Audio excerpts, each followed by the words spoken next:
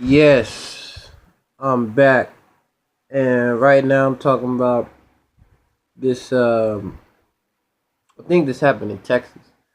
This teacher thinking that he's a slave master or something, and he's repeatedly slamming this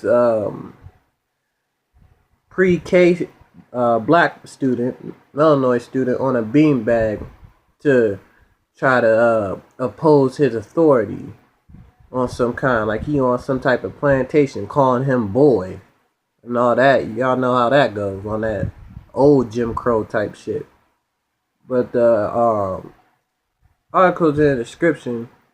I'll have you listen to the news clip real quick.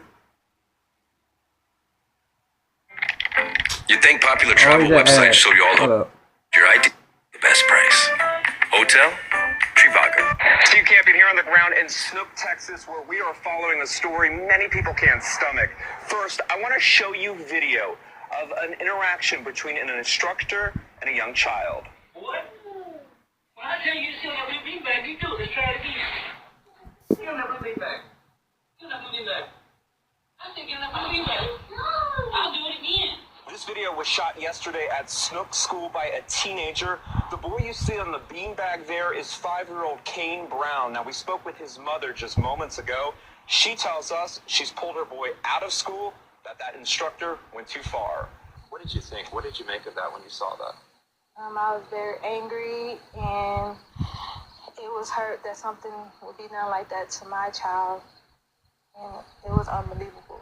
We also spoke with a student who recorded this video and his mother. She also removed her son from the school. She tells us she just doesn't feel safe anymore. It could have been my son or anybody else's son. It bothers me. It makes me kind of sick to my stomach to see that. No kid should have to be put through what that baby went put through. I was in a 300 hallway of Snook ISD, and that's where I just decided to go to cool off, and there was a little kid in there, and he didn't want to sit on that blue beanbag, so the guy was getting mad. So I thought I should record it because I knew he was going to do something, and then he decided to pick the kid up and body slam him on a beanbag multiple times. Now, we tracked down that man in the video to his home off a dirt road here near Snook. He identified himself as Troy Van. He said while he wants to tell his side of the story, he just can't yet. Can you tell me anything about the video, though? What happened?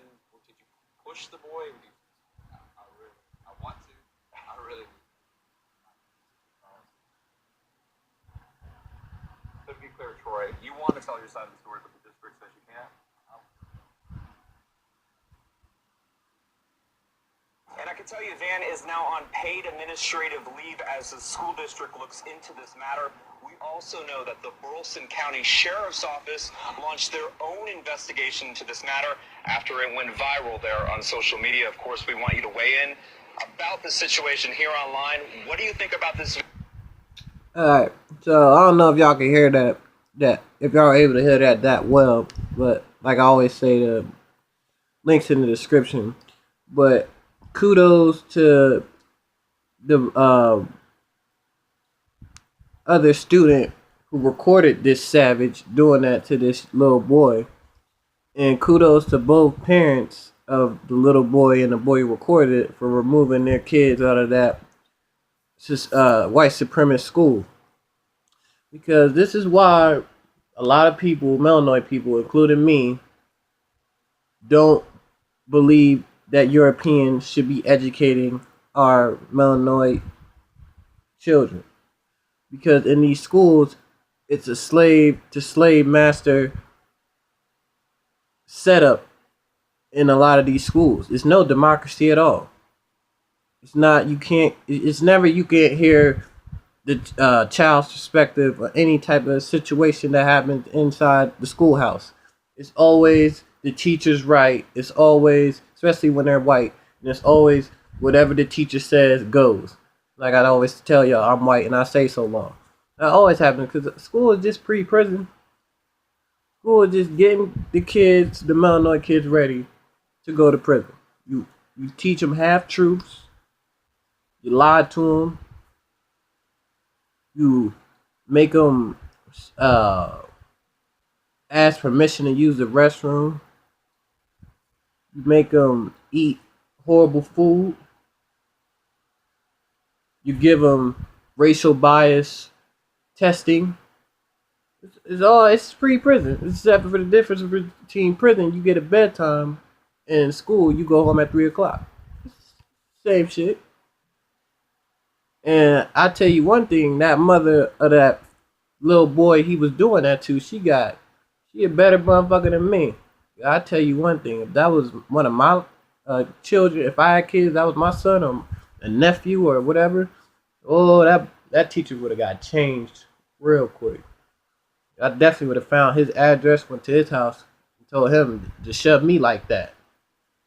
You just shoving him because he's weaker and he's a lot smaller than you. You wouldn't do that to a grown ass man.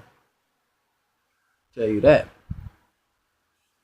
But this is very unfortunate.